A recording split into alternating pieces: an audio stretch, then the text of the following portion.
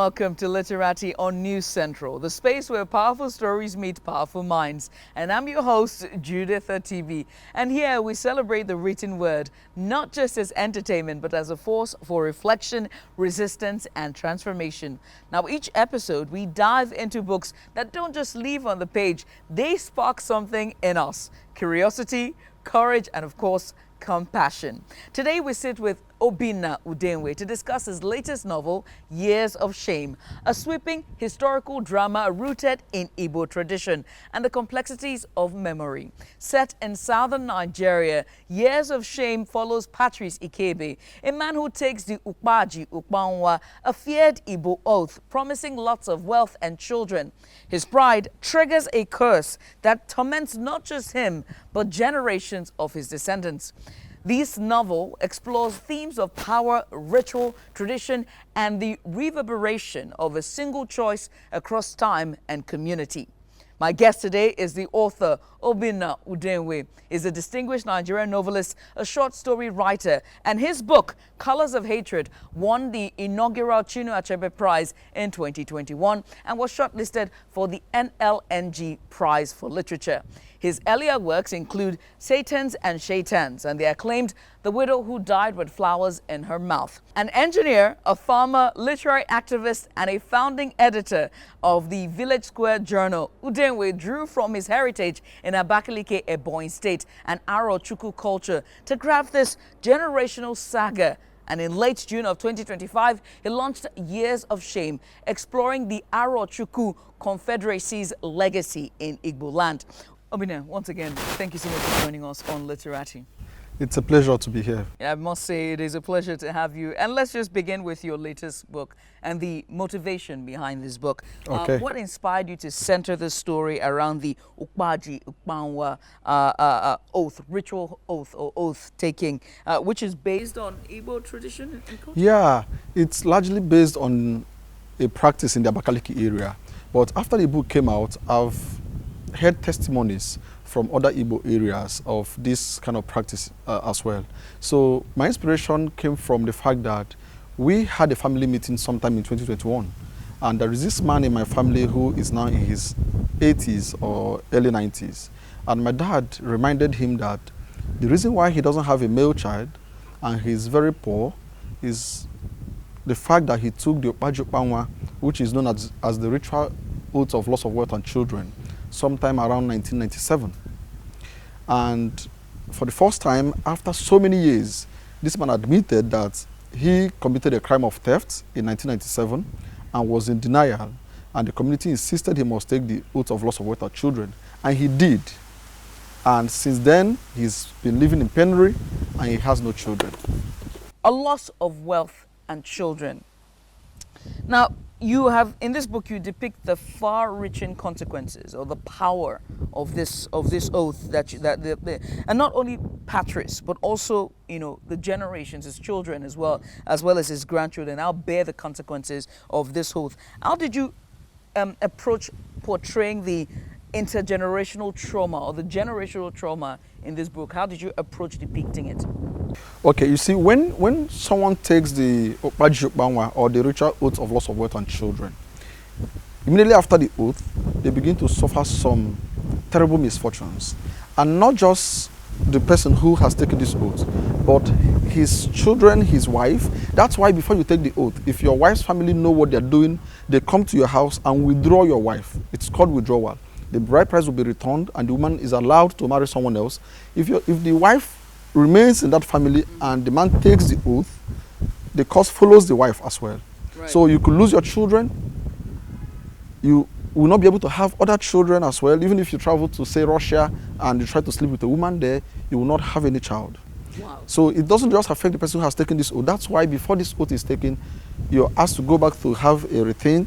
Your family questions and interrogates you. Your kindred comes to question you. Then the entire community questions you at the village square to be sure you know what you're doing. And this is wild when you think about, Patrice taking this oath, which we're going to get into. But first, I do also have to talk about the backdrop of this novel, which includes the Arochukwu Confederacy, as well as its influence in Abakaliki and just beyond, conquest, religion, as well as colonial alliances as well. How did you research this? Let's talk about the research, because you can tell that you did a lot of research in this book. And why is this history important in contemporary readers? Why was it important for you to portray this history? Not many people know about the Arochukwu hegemony. You know, from the 15th century up to the 20th century, the Aro people had what was then known as the Aro Confederacy. They exercised strong hegemony in the whole of the Abakaliki area, not just the Abakaliki area, the entire Igbo area, Equatorial Guinea, southern Cameroon. They controlled these places using the Obinna Udenwe, which the Britain referred to the Aro long juju. So now, before the Portuguese came in what was then known as the transatlantic slave era, the Aro people were already engaged in traditional slave trade. So they would move from one community to the other to capture slaves and sell to other communities. So when the Portuguese came, they met them very ready to partner with. And the Portuguese were afraid of venturing into the hinterlands because of such diseases as malaria. So the Aro would capture slaves, take them to the coastal lines and sell to the Portuguese. After the partitioning of Africa and Britain took control of this area, what we have now as Nigeria, okay, and they began to carry out their colonial activities. The Aro people mounted strong resistance against Britain because they didn't want them to come and take over control of the Igbo area. Right. There was then what was known as the Anglo-Aro War of 1901 to 1902. After Britain conquered Aro, they also realized they needed the Arochukwu people because they knew all the hinterlands, they knew the rules and all of that. So Britain partnered with them and made them the first set of warrant chiefs you had in the entire Igbo area. And that was how the Aro people came and established strong hegemony in the Abakaliki area. They were the first warrant chiefs, the first teachers, pastors, interpreters, and all of that. Okay, but in the Abakaliki area, the Aro people who lived there, and also in most other Igbo communities, treated these people as subservients. Okay, they treated the people more or less like slaves. And this book addresses this not often talked about aspect of our history as a people in the Abakaliki area. So you find that this ill treatment of the Abakaliki people continued up until the 70s. In fact, during the Civil War of 1967 to 1970, while the war was ongoing, there was also a hidden war between the Aro people and the Abakaliki people. Which we're going to get Yes, into. yeah. Right. I mean, I must say, because that's really what sets the tone for the character that we have here. Patrice is a very imperfect, flawed character that I absolutely love. I have so much softness in my heart for him. A lot of people may not. I mean, myself and you, I was at your book launch, and you know, a lot of people called him stupid, and that's not what I used to describe him, given the circumstances. Prideful, yes, but not stupid, right? And that really is what we want to talk about now. If you haven't read this book, I'm just going to set the tone for you. There's Patrice Ikebe, who is the protagonist of the book, and there is, of course, Sir Douglas, who is his servant, or rather his master. He works for him. Somewhat of an Nwa boy to Sir Douglas. And apparently, unfortunately, when he travels back home, he loses his money. By the time he goes back to Sir Douglas had lost his biggest deal that Patrice was supposed to facilitate for him, and then he had to lock up Patrice. And just the treatment of Patrice alone really defined why Patrice is back home in his village in Abakaliki and Ebonyi. He's regarded as a lord, as a king, because he's the Nwa boy to Sir Douglas, who's this very wealthy man. Sir Douglas, on the other hand, is a completely different person entirely, who is regarded as wealthy, but also sees Patrice as this subservient, lesser human being. So there's this caste thing going on. But I want to talk about Patrice. Patrice is driven by pride, which is why we see him take this ukpaji, ukpanwa oath, and he believes he can outwit tradition, right? Maybe he also strongly believes in himself. He only to realize that he's trapped, or maybe or maybe there's something more. He was trying to be defiant or prideful or egotistical. Or it's hard to put into words all that was going through in his mind. But I want to ask you, how did you build this character arc? That of Patrice? Yes. Okay, you see, most men have immense pride. Okay, and I wanted to draw attention to this, the fact that unchecked pride could bring a man down. So I wanted to create the character of a man who works for a wealthy Arochukwu man, and in town is subservient to this Arochukwu man, behaves more or less like a slave to him. But in his village, he tries to mimic his boss and to treat the villagers the way his boss in town treats him. Yeah. Yeah. So it wasn't easy to do. I had to study people a lot. You know, you see his physical description, his emotional description, psychological description. I had to take my time over a long period of time to build this character, such that when you read him, you come out with you get off with different emotions. So to some people he's very stupid, as you mentioned. To some people they like him. They think fate played role in what he became. Okay. To some people he was just sheer stupidity and pride that led to his downfall. Sheer stupidity and pride that led to his downfall. But at the end of the day, there's shame here. Yeah. And shame is at the core of this book, whether personal or collective, in terms of his family. How would you define shame in the novel? How does it manifest through different generations when you think about shame? Yeah. So for many people, when they encounter the book and the title Years of Shame, they wonder, so what is it talking about? Is it personal shame or collective, communal shame, as you talk about? So my description of shame in this sense would mean different things. For instance, you encounter shame in the life of Patrice. Now, he had taken this oath, and there are manifestations in his life, and you recall what his wife, baby, told him. She mentioned to him, look, pride would cause you to live the rest of your life in shame. Okay, you encounter shame in the life of Patrice. Now, for the Abakaliki people, okay, you could also see that the time they lived under the Arochukwu authority and hegemony could also be described as the years of shame as well. Right. Okay, you find Sir Douglas Akede himself, who couldn't control his children or couldn't control the way his children turned out. Yes, so he also at his twilight reflects on his life and feel that sense of shame, not just for his children, but also for his own actions, especially his dealings with young women and all of that. Yeah, there's just so much to be talked about in this book, which we're going to get to after the break, because it spans decade. The novel spans decade. But first, let's go on this short break. You're watching Literati here on News Central. My guest today is Obinna Udenwe. We're discussing his latest book, Years of Shame. I am Judith Atibi. When we come back, we're talking about the themes, and also I get to make him play the rapid fire game show. After the break, stay with us.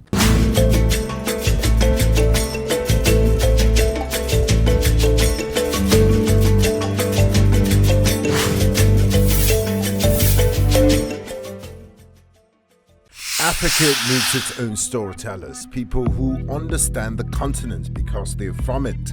People who know that news is more than just a conversation starter, it's our stories. Because these stories run deeper than headlines and segments.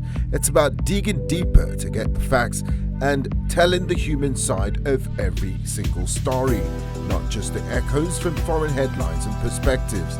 It's time to take back our narratives and share them in our voices.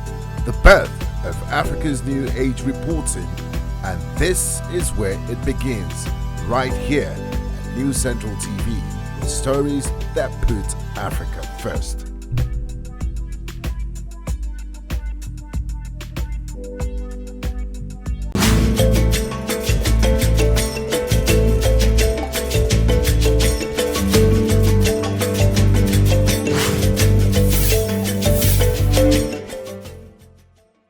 Watching Literati on News Central. I'm Judith Atibi. My guest today is Obinna Udenwe. We're discussing his new novel, Years of Shame. It follows the life of Patrice Ikebe, who takes an oath, the ji-ukpa oath, which is the loss of wealth and children, to prove a point, or rather to sort of prove that somebody else stole his money. But it also follows Sir Douglas Akede, who is his master as well, and also of the Arochukwu heritage. We're talking about class, wealth, tradition, culture, and the cost of pride, but most importantly, shame, personal shame and collective shame. Obinna, thank you for being with us here. Thank you so much. Now, we've talked about your motivation behind this book. We've talked about the theme and the character, Patrice, but I also want to talk about how this novel has spanned decades. You've covered wealth in this book. You've covered loss as well. You covered revolt in this book and a final reckoning. But how did you handle pacing such a wide temporal canvas while keeping the tension alive? Yeah, so the first time, or the first draft of Years of Shame was 128,000 words. All right, so, which was good because it gave me that room to do a lot of rewrites, and it's at the process of rewrites that I was able to shape it. So what we have is different from what it was from the beginning. So at the beginning, the novel follows a chronological pattern, but after a lot of rewrites, I was able to say, okay, let it start from the action after Patrice has taken the oath, and then through flashback, move him to why did he take this oath and the things that happened in his life. Yeah, so it is, you develop a book or a story when you invest a lot of time and energy in rewrites. You explore, you weave the Arochukwu culture, as we're talking about your writing now in this book. The plot of it, you weave the Arochukwu culture, the ji-ukpa oracle, Obinna Udenwe oracle as well, and the British colonial interaction into the narrative.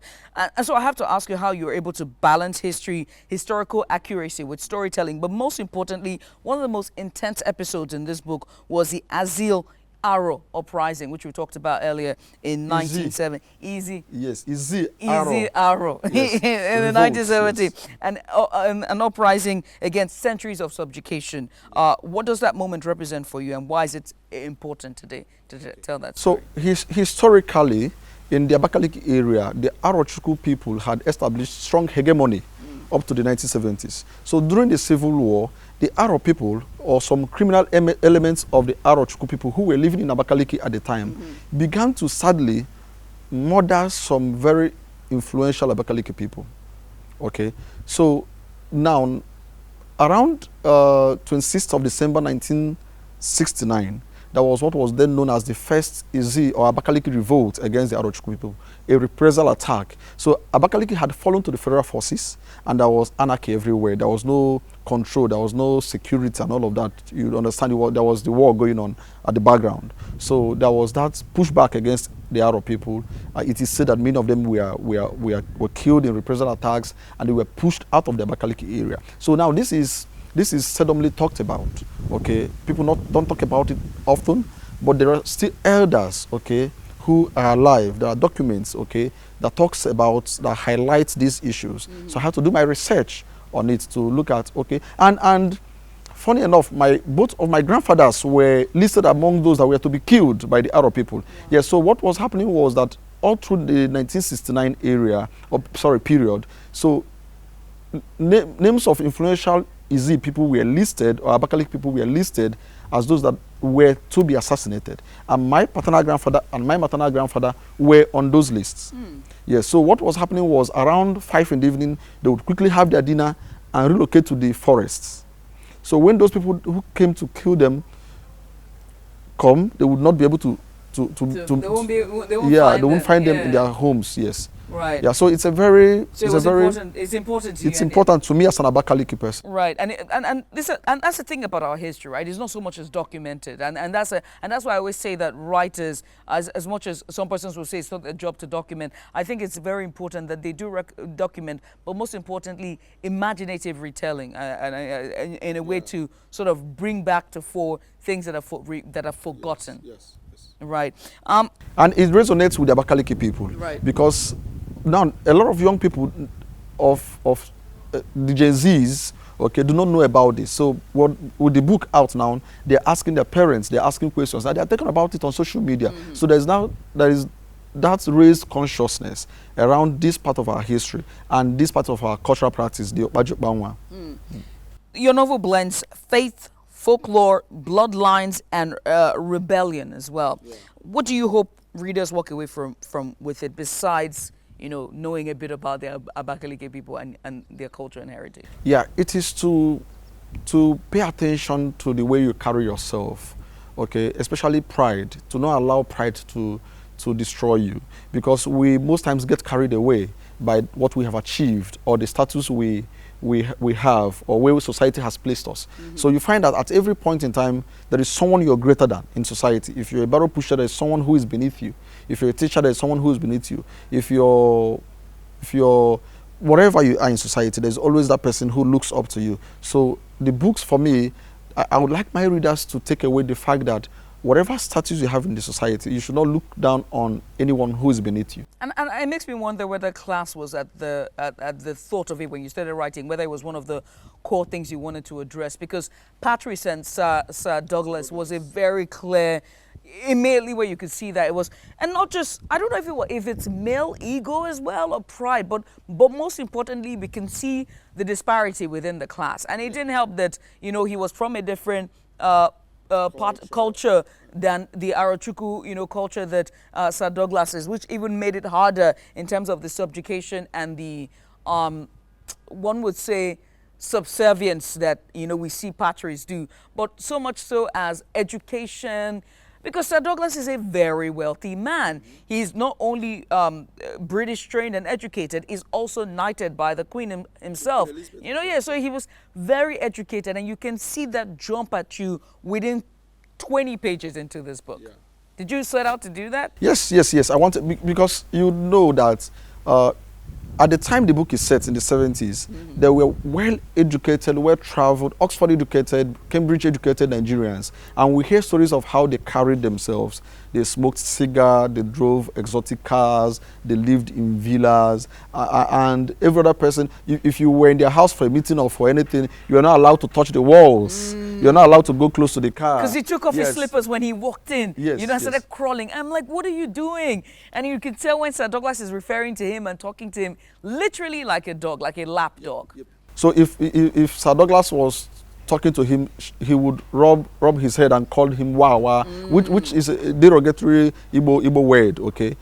Call him Wawa and then rub his head, okay? So I wanted to explore also, very importantly, that theme of class and to show the negative effect of it.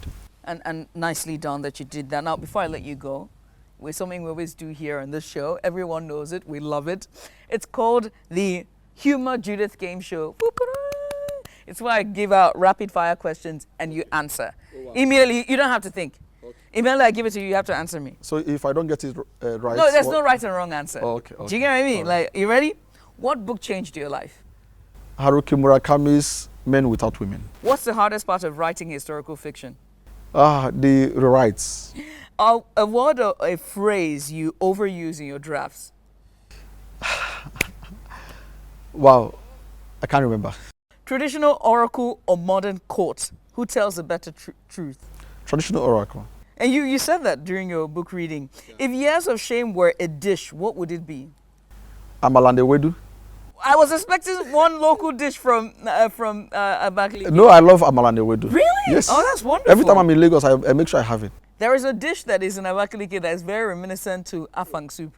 Okay. It's almost the same when you taste it.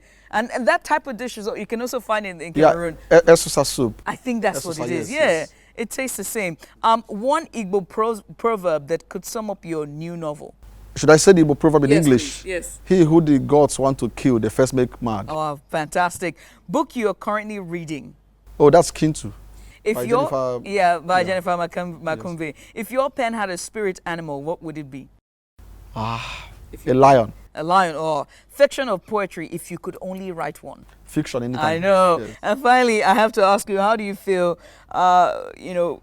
just with your earlier works and with this, what next for Obinna Udenwe? I'm already thinking of a new story that I want to write. Will that it is still also be no. Sets in a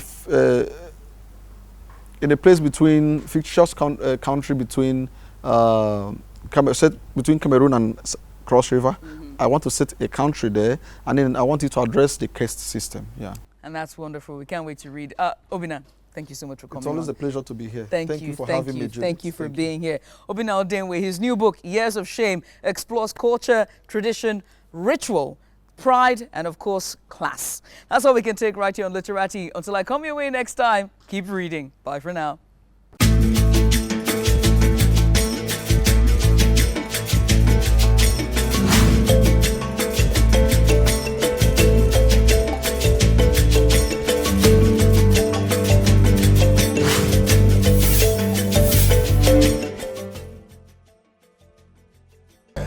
News Central TV, with stories that put Africa first.